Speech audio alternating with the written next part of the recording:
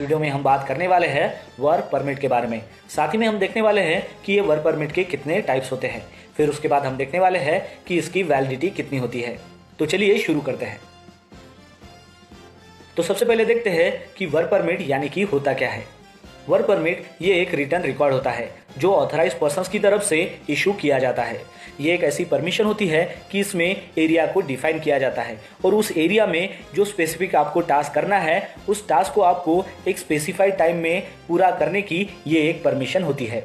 तो आपको समझ में आ गया होगा कि वर्क परमिट यानी कि क्या होता है। मतलब जब तक आपके पास वर्क परमिट नहीं है तब तक आप कोई भी काम नहीं कर सकते हो। और ये जो वर्क परमिट है ये आपको ऑथराइज पर्सन्स की तरफ से ही इशू होता है। और ये किस लिए इशू किया जाता है? ताकि आपको जिस एरिया में आपको काम करना है उसकी ये एक परमिशन होती है। चलिए अब जानते हैं कि वर्क परमिट के कितने टाइप्स होते हैं। वर्क परमिट जो है उसको 3 टाइप्स में कैटेगराइज किया गया है और वो डिपेंड होता है कि उसमें नेचर ऑफ हजार्ड्स क्या है। तो सबसे पहला है हॉट वर्क परमिट, दूसरा है कोल्ड वर्क परमिट और तीसरा है हाई रिस्क परमिट। तो हॉट वर्क जो परमिट होता है उसका कलर होता है रेड और कोल्ड वर्क जो परमिट होता है उसका कलर होता है ब्लू और हाई रिस्क जो परमिट होता है उसका कलर होता है ऑरेंज। तो आप इजीली इस कलर से पहचान सकते हो कि यह परमिट कौन सा है। तो चलिए अब जानते हैं कि हॉट वर्क परमिट में कौन सी एक्टिविटी इन्वॉल्व होती है। तो हॉट वर्क परमिट में ऐसी एक्टिविटी इन्वॉल्व है कि जिसमें इग्निशन ऑफ सोर्स हो। एग्जाम्पल है कि वेल्डिंग एक्टिविटी हो, कटिंग एक्टिविटी हो, ग्राइंडिंग एक्टिविटी हो एक्सेट्रा। तो ये जो सारी एक्टिविटी है ये हॉट वर्क परमिट के अंडर आती है। मतलब आपको कोई भी वेल्डिंग का काम करना हो तो उसके लिए आपको हॉट वर्क परमिट लेना बहुत ही जरूरी है, उसके बगैर आप काम नहीं कर सकते। चलिए अब जानते हैं कि कोल्ड वर्क परमिट जो है उसमें कौन सी एक्टिविटी इन्वॉल्व होती है।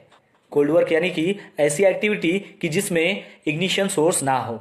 एग्जाम्पल के तौर पर स्कैफोल्डिंग हो, एक्सकैवेशन हो, पेंटिंग हो एक्सेट्रा। तो चलिए अब जानते हैं कि हाई रिस्क परमिट में कौन सी एक्टिविटी इन्वॉल्व होती है। तो उसमें होता है heavy lifting, critical lifting, working on lie overhead lines etcetera. तो ये जो सारी एक्टिविटी है ये हाई रिस्क परमिट के अंदर आती है। चलिए अब जानते हैं कि वर्क परमिट की वैलिडिटी कितने दिनों की होती है। तो सबसे पहले जानते हैं हॉट वर्क परमिट के बारे में। हॉट वर्क जो परमिट होता है वो वैलिड होता है 24 आवर्स के लिए, लेकिन उसमें भी कंडीशन है कि इस 24 घंटे में उस एक्टिविटी में कोई भी चेंजेस नहीं होने चाहिए। अगर उसमें कोई भी अगर चेंजेस होते हैं तो ये परमिट वैलिड नहीं रहेगा। फिर उसके बाद है कोल्ड वर्क परमिट।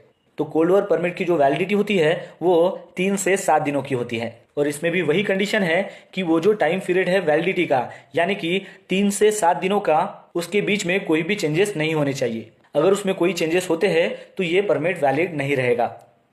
फिर उसके बाद है high risk permit. High risk जो परमिट होता है वो वैलिड होता है ओनली सिंगल वर्क के लिए। मतलब एक पर्टिकुलर टास्क के लिए ये हाई रिस्क परमिट इशू किया जाता है। एग्जाम्पल के तौर पर अगर ये लिफ्टिंग एक्टिविटी के लिए इशू किया गया है तो वही एक्टिविटी उस परमिट पे की जाएगी और उसके बाद वो लिफ्टिंग खत्म होने के बाद अगर आपको दूसरी लिफ्टिंग करनी है तो उसके लिए आपको दूसरा परमिट इशू करना होगा।